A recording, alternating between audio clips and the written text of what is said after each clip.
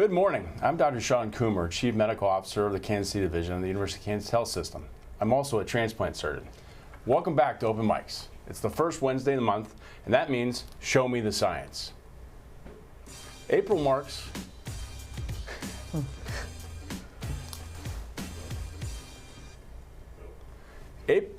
marks National Donate Life Month, and recently our health system celebrated a milestone. We participated in our largest living kidney transplant chain that started last June and ended in December. The chain saved 12 lives, involved 24 surgeries across 8 states. You might ask, how is that possible and how do you do that?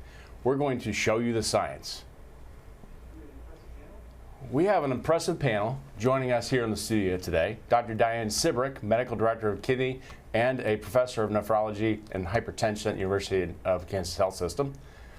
Jamie Bartley, Director of Nursing here at the Center for Transplantation, and Samantha Brenner, one of our living donor nurse coordinators. Thank you all for being here. We're glad to be here. Good morning. And welcome to our guests joining us virtually. Dr. Michael Reese is the transplant surgeon and CEO of APKD, the Alliance for Paired Kidney Donation. Krista Sweeney is the Director of Transplant Services at APKD.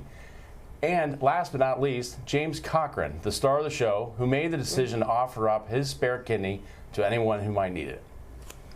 You could say James is definitely the most important person in this story today, because without people like James, there would be no kidney chains, and this video explains why. Counselor James Cochran spends his days helping his clients find their purpose. But it was during his downtime one day when he found his. My first awareness of it was through a podcast. It's called Stuff You Should Know. They had one on kidney donation and talked about what it entailed. Little did James know that scrolling the internet for more information on organ donation would ultimately lead to him helping save the lives of 12 strangers. I have the chance to make a choice that will make the world a better place, that costs me something that I am prepared to give and I have the privilege to give. James started what's considered in the transplant world a kidney chain. It takes someone like James, a perfectly healthy person stepping forward out of nowhere, wanting to donate a kidney, setting in motion a chain of kidney transplants, in this case involving 24 people across 8 states. 2 of those transplants happened here at the University of Kansas Health System's Center for Transplantation. James's kidney was taken out here and sent out of state.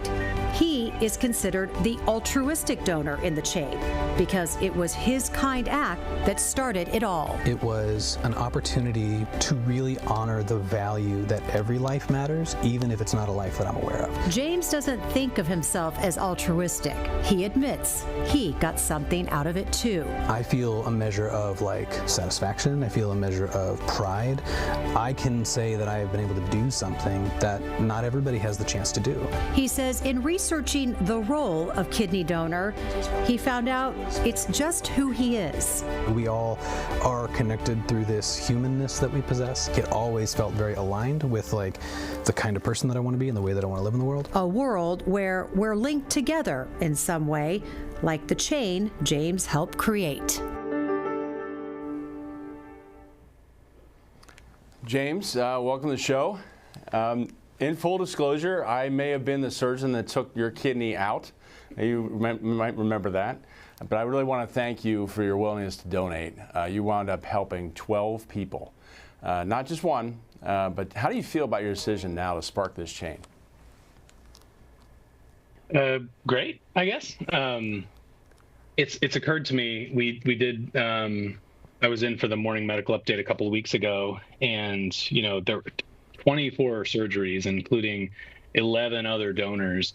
I'm really excited to hear folks talk a little bit about how the chain works and how the sort of matching algorithms and all that stuff come together, because I increasingly feel like I was just one part of this puzzle, and just really grateful to be able to be a part of it. Yeah, you were the first match to start that puzzle being put together, absolutely. And we'll talk a little bit later with the team that helped with that. So your surgery is back in June of 2024. How do you feel today? Is this how you expected you would feel physically and emotionally? I feel great. I'm sort of just, steadily increasing in terms of like bringing my energy levels back up to pre-surgery levels. I think I anticipated that it would increasingly feel like, something that I did one time. And that's, I think increasingly that feels like the past month has been the most I've paid attention to it. Just with, a couple of interviews with the team here. So yeah, it's just, in the grand scheme of things, it is I feel like a relatively low impact thing on my life. So studies have proven that living donation has many benefits over deceased donation. A living donor increases the lifespan of the recipient by about 10 years. Recipients enjoy greatly improved health and quality of life. Living donation also shortens the waitlist time for recipients, and a living donor actually offers better outcomes on that donation. Dr. Sibrick, expand more about that last point, better outcomes. Mm-hmm. I can tell you a deceased kidney doesn't always start working immediately, but whereas a living kidney tends to kick in right away. What's the impact that has on that patient, and when do we start waiting for that kidney to start working post-transplant? So, the patients that get deceased donors it's pretty frustrating. A lot of these people have waited years to get a kidney transplant, and then they get a deceased donor and it doesn't function right away, so there's some frustration and disappointment waiting for that kidney to kick in. Mm-hmm. So from your perspective, what are other medical benefits of a living kidney or deceased donor kidney? Well, when I evaluate kidney transplant recipients, I always tell them I wish everybody could get a living donor kidney. They work right away, they function better, they last longer, they even have less rejection than a deceased donor kidney transplant. In addition, living donation can provide or have an avenue where people can actually avoid dialysis altogether, because you can get a living donor kidney transplant before even starting dialysis. Mm-hmm. So on average, a living donor kidney compared to a deceased donor kidney, how much longer do they last? Approximately about 10 years longer, but I had a patient one time who got a kidney from his father, and he had his kidney for 38 years, and it was still going. So yeah, pretty incredible. Mm-hmm. So there are more than 100,000 people on the national transplant wait list, of which 92,000 are waiting for a kidney. That's a vast majority of people who need an organ.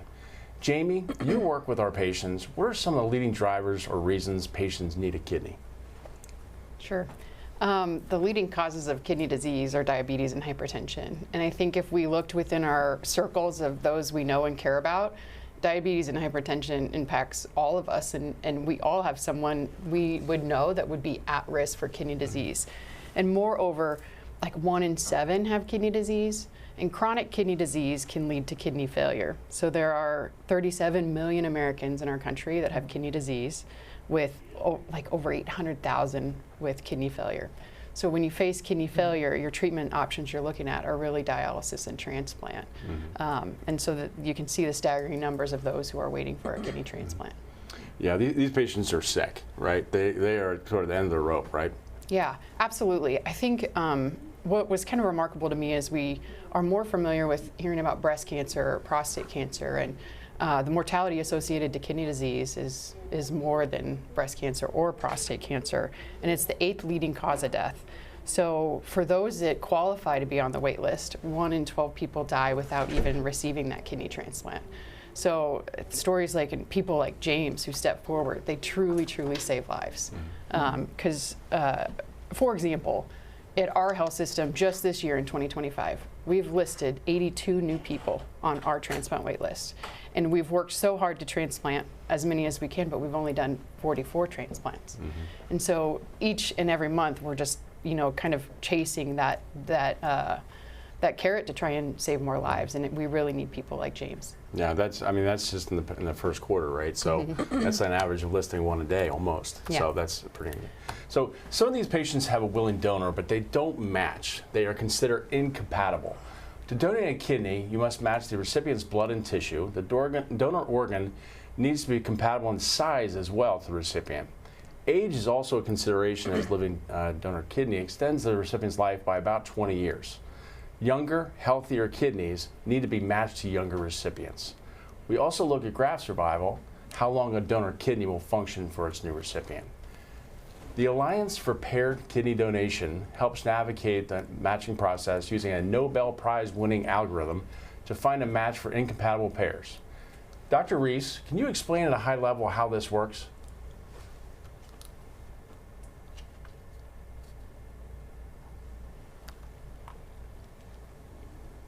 Dr. Reese, I think you need to unmute there and maybe start over. Sorry about that. I'm so sorry about that. I started being a transplant surgeon after all of my training. Do you hear me now, Dr. We Kumar? hear you. Yes, Dr. Okay, Reese. great. Thanks. When I started my career in 1999, if a patient came to my clinic and said they had a living donor and we found out that they had the wrong blood type or they didn't match, my answer was, I'm so sorry. There's the door. You're going to have to wait for a deceased donor kidney. And as we heard from Dr. Seabrick, that wait across the United States is 3 to 5 years. So when I heard about the idea of kidney paired donation, it had been done once or twice. It was I heard about it from somebody who'd done it in the Washington, D.C. area. And I came home to my home transplant center here in Toledo and tried to put this together. But it's very complicated to try to put together all the matches. So my dad, who's a computer program, actually helped me write a piece of software that let transplant centers work over the internet. And that was a very different thing back in the year 2000, so that transplant centers could put their pairs data in, and we could find out, for example, Dr. Kumar, let's say you wanted to give your wife a kidney and I wanted to give my wife a kidney. Let's say that I have the wrong blood type for my wife, but let's say you and your wife have had children. And one of the interesting things about having children for women is that when the baby is inside of them, they can make antibodies against the part of the baby that came from the father. Antibodies, while they don't attack the child, they do attack a future kidney. So one of the ways paired donation really helps is it helps women who are not able to receive kidneys because of pregnancy more frequently than men receive a kidney. So essentially what happens is, again, let's say you want to give your wife a kidney, I want to give my wife a kidney, but we're not able to. Paired donation allows me to give your wife a kidney and you to give my wife a kidney so that we could do a swap. But let's say you're a really nice guy and I'm not such a great guy, and on day one you give my wife a kidney, and on day two I say, my wife got a kidney, thanks. And your wife never gets a kidney. So that would be really bad because your wife didn't get the promised kidney, but it would also, it would make it so that she lost you as her person who was willing to give a kidney so she could receive one. So until 2004 or 5, we never did that. We always did these transplants at the same time. And it was about that time that I met Alvin Roth, who's a Nobel Prize winner, who suggested that if somebody wonderful like James came along, who said, I just want to give my kidney to help somebody, that he could give his kidney to my wife. And then if something bad happened and I chose not to do this, or I wasn't able to do this, you would still be there to help your wife. We could put you back into the pool and find an alternative match. And that beautiful idea has now gone on to help 20,000 people receive a kidney transplant. Yeah, those are just incredible numbers. And thank you for explaining. The simplest of this is the paired donation, just the swap. But then it becomes so complicated when you talk about these growing chains. So, Krista, can you help us understand, how does finding a match for one person grow into a chain? Yeah, sure. So what we do is the algorithm helps us with determining the quality match, the best match, age, the HLA, the proteins that are essential for kidney exchange. And so once we do that, it takes almost an orchestra. People have to come together. We get on these planning calls and we do it piece by piece. So, James started this chain and the algorithm found the next 3 links. So James gave to a recipient who had a participating donor willing to donate, and that donor, the system found the next recipient. And so we kind of did it in chunks. And what's beautiful about this is the coordinators get on, and there's a lot of work done on the coordinating level. They have to look at a donor that isn't their donor, their medical record, their CT images. They go to committee, that gets approved, and then we come together and start talking about things like, when are we going to send a blood kit? What is an OR day? All of those pieces that have to come together between two different centers. And so we do something called bridge donation and advanced donation. So a bridge donor is someone who is their recipient already received, and they've given a promise to pay it forward multiple weeks later. And that is essential because a lot of the pairs that enter into paired exchange are husband and wife or parents, and maybe they are one another's support person. So that gives them time to heal and support that other person before donating.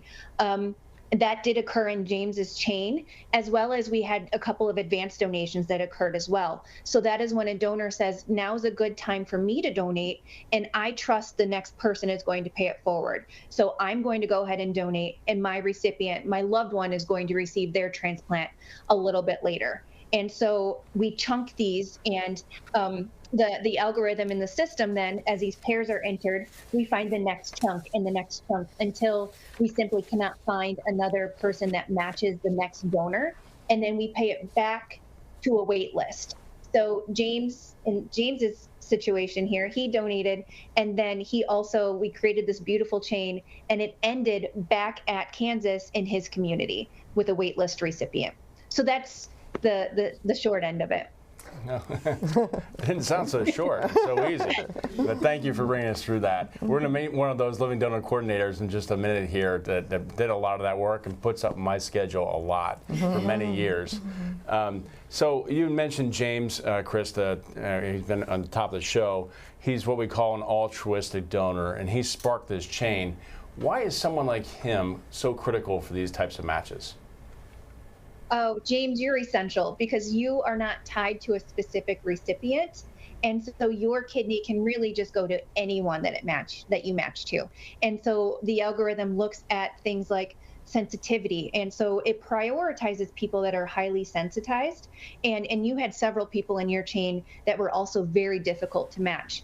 And so when you're an altruistic donor, you are not tied to anyone specifically. So that gives us a lot of opportunity for matching in the system.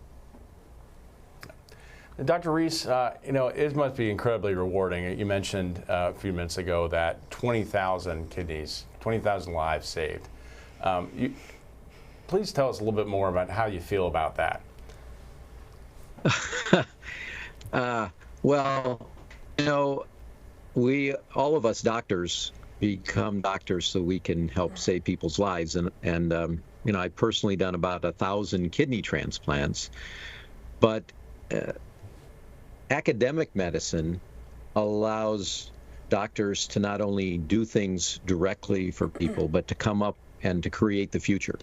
And so the fact that now we have 20,000 kidney transplants is really rewarding to me, but as Krista explained, it takes a team and a symphony, and there's lots of different players in this. And I'm so grateful to the Nobel Prize winner. I'm grateful for your team at Kansas and our 50 transplant centers across the United States. But it really starts with people like James. And what I think the thing that's most rewarding about this is we came up with a way to multiply his altruism. When he gave, let's say, go back to the story of you want to give your wife a kidney, I want to give my wife a kidney. When he gives your wife a kidney, you weren't really quite as altruistic as James because you weren't willing to donate unless your wife received one. But as soon as James gives your wife a kidney, you become like James. You're willing to help anybody. And that gives us the flexibility to help the next best person in line when there are many people. And having that flexibility is what allows us to do this, as Krista explained, immediately or to give it time. And the combination of time and this beautiful flexibility of only having to go in one direction and not having to do the reciprocal exchange of you and I swapping is what's really amplified this. And it gives me a lot of joy that James' altruism was actually passed to 12 different donors, and 12 people became as beautiful as he is. They were already beautiful people. They were willing to do something beautiful, but they became even more beautiful because of the amazing gift that James gave. Yeah. Thanks, Dr. Reese. And also thankful for your dad with the initial programming, right? Samantha, you're a living donor coordinator and you work with James. What goes into coordinating and how many patients are you handling at a time? Oh, a lot goes into the coordination. First, James has to start the process. He has to come in, be evaluated, seen by the whole team, get approved to donate. And then with an altruistic donor, we're always looking at, how can we do the most good? And in James's case, he was an O, which is wonderful. And we only had a couple of people at KU that were not compatible. So we might have been able to do like 2 transplants if we just kept James at KU. But we discussed entering him into Paired Alliance, where he could probably do more good and make more transplants happen. And it just so happened that he could help a lot of people with his donation.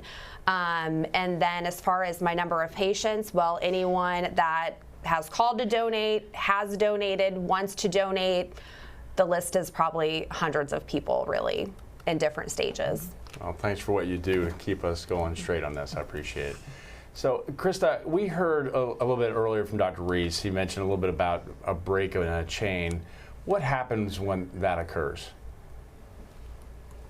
So when chains break, and James, actually, your chain did fall apart a couple of times. And basically what we do is we take that next link and we put it back into the system and let that algorithm do its job.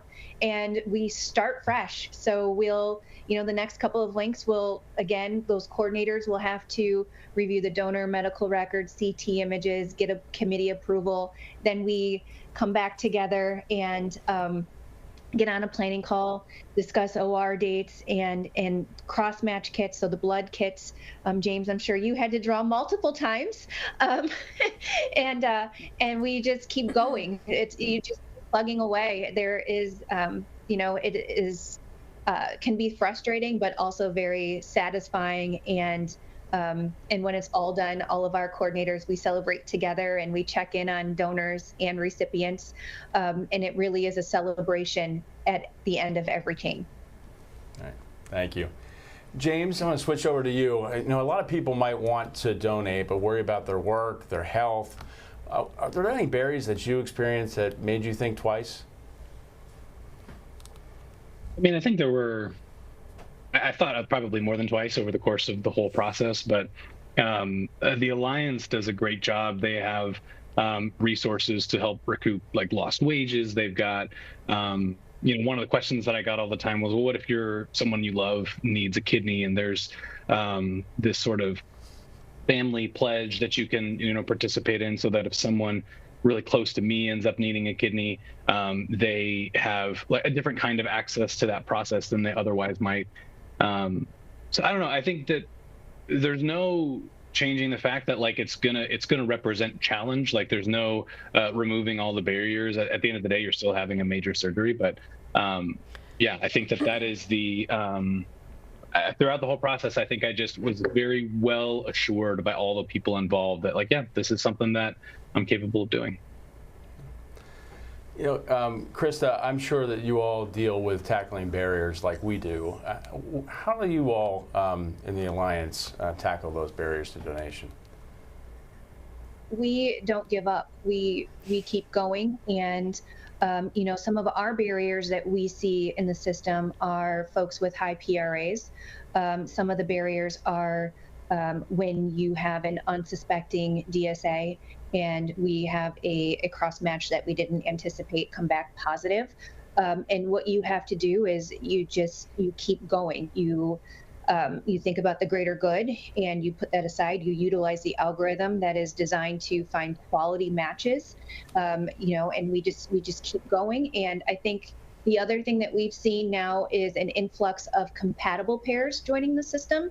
So pairs that actually do match, but they're looking for a better match. And that has opened up additional opportunities for our harder to match folks. And our pool is growing regularly to also help combat some of those barriers that we've seen in the past. Dr. Reese, what work still needs to be done? Oh, that's a great question. There's lots of things for us to do. You know, listening to James talk about our donor protection program, it's really important to us to take good care of people who want to donate a kidney and to protect them. And obviously, James can't donate again. He can only give one kidney. And if, God forbid, anybody in his family ever needs one, we've come up with a mechanism now to be able to make sure that we can say thank you to the person in his family that he would have given his kidney to, but instead gave it to someone else. Because remember, when he created a kidney, when he started this chain, it allowed us to be able to end the chain. And we have some flexibility in the future now to help James or somebody in his family if that's ever needed. And this beautiful algorithm that's been designed by Alvin Roth, the Nobel Prize winner, gives us that flexibility to think about new ways to try to help people in the future. And we're doing that through our donor protection program. I think a couple of other things that I'd like to see happen in the future. We're working right now to change the way we start chains. So James made this beautiful decision, but we have a lot of people. Most of the transplants we do in the United States, as Dr. Seabrook explained early on, come from people who've unfortunately died, and as their last act made the beautiful gift of giving their kidneys to try and help save somebody else's life. Right now, each of those kidneys helps one person. And when people like James used to give a kidney, their gift helped one person. So one of the things I'd like to do in the future is to have some deceased donor kidneys start a chain so that that kidney could turn into many kidney transplants, just like James' kidney has done. And I'm pleased to say that the Alliance for Paired Kidney Donation has partnered with the United States military to do just that. So some people are able to participate in something called the Military Share Program, where one of the two deceased donor kidneys from the person who's died can be given to the U.S. military. The U.S. military is now offering those kidneys with the consent of the Pentagon to start a chain. And when the chain comes to an end, we give it back a living donor kidney to somebody at Walter Reed. So the person who's died has not only helped many people, but has helped one of our active duty military people. So that's something I hope we can grow and expand. So far, we've done 14 of them, and we've helped about 40 people. So it's helping almost 3 people for every deceased donor kidney. The next thing I'd like to see is right now, every country does their own deceased donor program, their own living program. But the truth is, some people are so hard to match, they need a needle in the haystack, and making the pool of potential donors as big as possible would really help them. So I'd like to expand this so that different countries can work together. Imagine Switzerland, for example. They have 8 million people in their country. That's smaller than my state of Ohio's population. Imagine if all 50 states, Kansas worked by itself, Ohio worked by itself. We couldn't put together this beautiful exchange that went across many state boundaries. Now imagine expanding that so we could work across international boundaries and help even more people. That's something that we're building. The Alliance for Paired Kidney Donation is now in 15 countries around the world, and we're building the pathways to try to make some of those connections. That's fantastic. Thanks for sharing that. Dr. Seabrook, in full transparency, you are an advisory board member for the Alliance for Paired Kidney Donation. Tell us why our health system works with the Alliance. Oh, that's pretty simple. First of all, the Alliance is the original or the oldest program that pairs living donors with transplant recipients. In addition, what I find is attractive about the Alliance, it's actually run by a transplant physician, surgeon, Dr. Mike Rees, who ran it, developed it, and understands transplantation. I also like the idea of this donor pledge that Dr. Reeds as well as James alluded to, where they help with lost wages, transportation, the family donor pledge. I think that's also really key for this program. Yeah. And that's why we participate. Yeah. Thanks for getting us involved. Yeah. We're here to answer your questions. Please send them in using the info on your screen. That includes the chat on YouTube or Facebook, or emailing the Medical News Network. So let's check in with Doc Hawk. We've been getting a lot of questions about measles. What are you seeing? Yeah, so far right now around our community, and certainly at the health system, we have not seen any cases. We have great systems and processes in place that have been in place for over a decade to identify emerging, re-emerging infections, things of that nature. We have that in place. We have information going out to our providers and our clinics for anybody that thinks that they may have contact with a patient with that. So we have those processes in place. We've had some testing done on potential patients because of concerns, but no identified cases so far. Really, we are focusing on being prepared in case that does happen here at the health system and around our community. But we know that there are those cases in Southwest Kansas. So I know that you're going to be updating some numbers here pretty soon with KDHE, but the number was 23 a week and a half ago in Kansas. Now those numbers are over 400 in Texas, is that right? Yeah, absolutely. And I would also say that along with us doing our processes here, we are working closely with KDHE as well. We are in communication with them several times a week. We know that KDHE should be reporting new numbers today. And as of right now, like you said, there are 23 cases for all of 2025. There was one case in January, one case in February. So in this new kind of cluster in Southwest Kansas, looks like we have about 21, but we are expecting new updated numbers today. And yes, just as you said, the numbers in Texas, West Texas and New Mexico are higher. We continue to see those grow. We should expect those to continue to grow. But that is in addition to other places around the United States as well. And I think it's a combination of factors. Number one, we are in a different place than we were before the pandemic. Certainly, I think we should state that in 2019, there were about 1,200 cases of measles in the United States. Again, the vast majority of these cases that we have been seeing in the United States since 2000, when measles was declared eliminated from the United States, are due to people who are having international travel and are unvaccinated. Again, in 2019, we had a large number of cases, but right now, we have currently surpassed our 2024 total for measles. And I think, again, it's a combination of factors. Number one, it is a decreased amount of vaccination coverage overall in the United States, especially since the pandemic. There is obviously a lot of misinformation that we are fighting against every day, Dr. Coomer, and there is that significant distrust of the medical establishment, government and public health entities as well. So we are all battling against that. But what we want to continue to say is that measles continues to be a disease of the unvaccinated. We have a very safe, very efficacious vaccine that's been used for 6 decades. It works. It will protect you. It will decrease the chance of any of these complications from that. And if we know that we have significantly lower vaccination rates right now, this is why we can see the explosion of cases, especially in those people that are unvaccinated. Yeah, unfortunately, the word vaccine got politicized, which is unfortunate and kind of amazing to realize in early 2000 we had eradicated measles from the United States.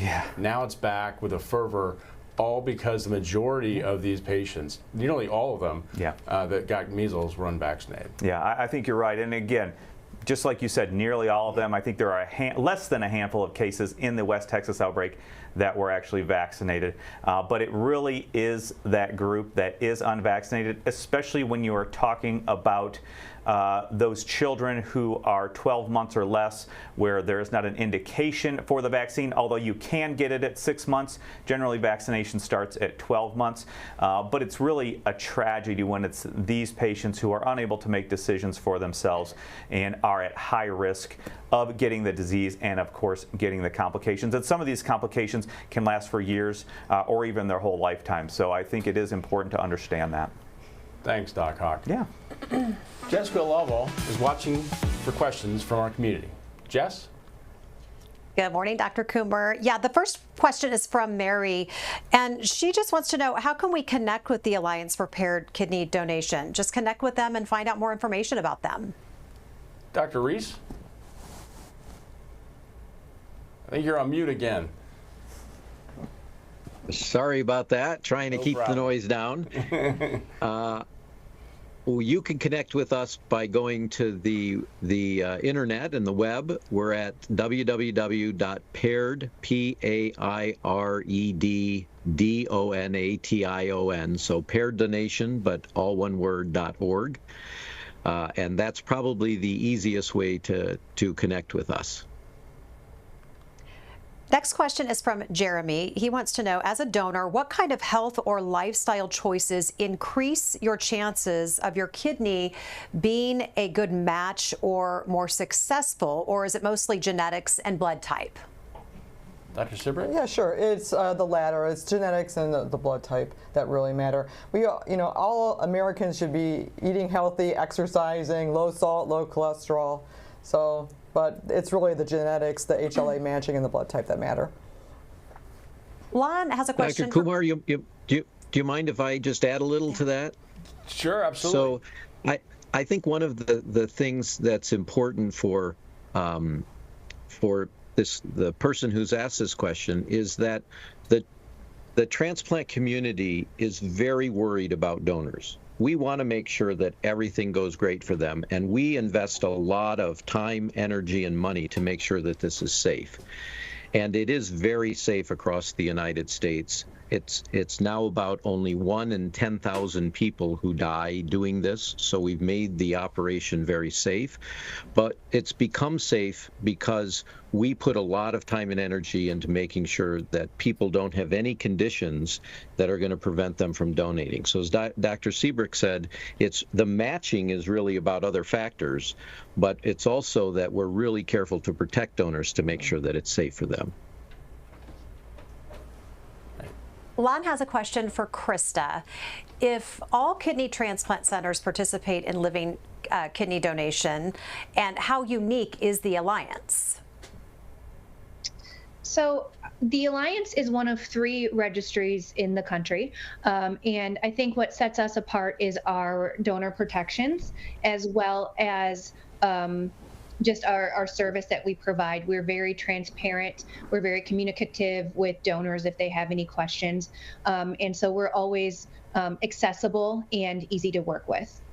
Dr. Reese, is there anything you'd like to add to that? Well, one of the cool new things we're doing at the Alliance for Paired Kidney Donation is letting donors have a little bit of say when they don't have somebody specific they want to give to. So, for example, we talked about Dr. Kumar wanting to give to his wife, and of course he gets to make that choice. But when James came forward, he just said, here's my kidney, you guys made the choice. And we'd like to put on the middle, choosing the person. So we're starting a new program called Community-Directed Donation, in which James might come forward and say, just like with our partnership with the U.S. military, I want to help somebody who served our country through the military. And now James gets some say in how we do that. So we actually, through our special algorithm, can make it so that James's wish to help many people, but also to help somebody in the military, can happen somewhere through the chain or perhaps at the end of the chain. Well, this has been a great discussion. Thank you so much to all of our guests. I want to get some final thoughts from our guests, and we'll start with the star of the show, James.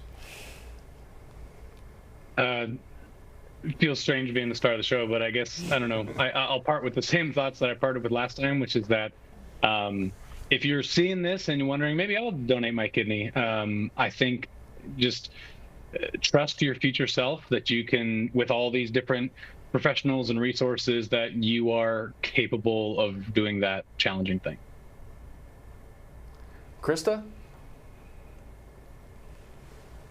I just want to say thank you to James and all of the donors that consider donation, because without donors, we have a lot of folks receiving deceased donor kidneys and or on dialysis. So thank you, James.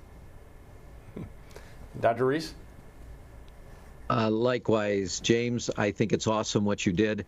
I love your final comment, and I would just say we're going to protect your present self and your future self, and the Alliance for Paired Kidney Donation and our participating centers like the University of Kansas would love to turn somebody else's gift into many transplants, just like when you listened to that podcast and decided to go and do this. Maybe somebody listening today will decide to save many lives, and we'd love to participate in doing that. Thanks again, James.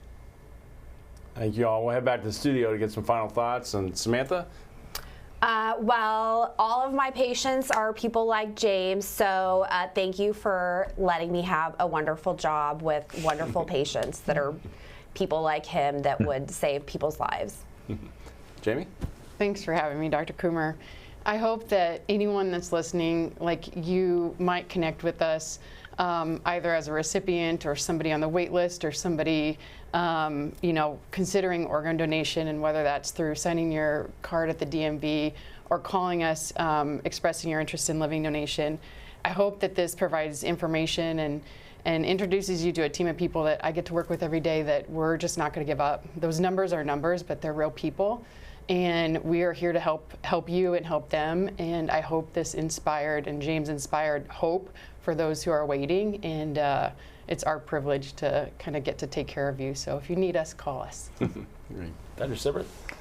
Yeah, the reason I did this program, I just wanted to increase awareness of living donation, and what James did is just so remarkable. And over the last 10 years, the amount of living donors that have come forward really hasn't changed. It's between 5,000 to 6,500, since 2014. So as James did, one person changed 12 lives, and if we can continue that trend, it would just be fantastic for a lot of people. Yeah, thank you. My final thoughts are really, donors are the lifeblood of life for lots of people, and giving of themselves, whether it's living or deceased donation, please make that decision. Discuss this with your family. People need to know that, and it might inspire other people in your family as well as friends to do that to save a life. So thank you all. Thank you everyone on the panel. Thanks for watching and listening. Remember, faith, hope, and science. Subscribe to our morning medical update and open mics with Dr. Stites podcasts. Now everywhere podcasts are available.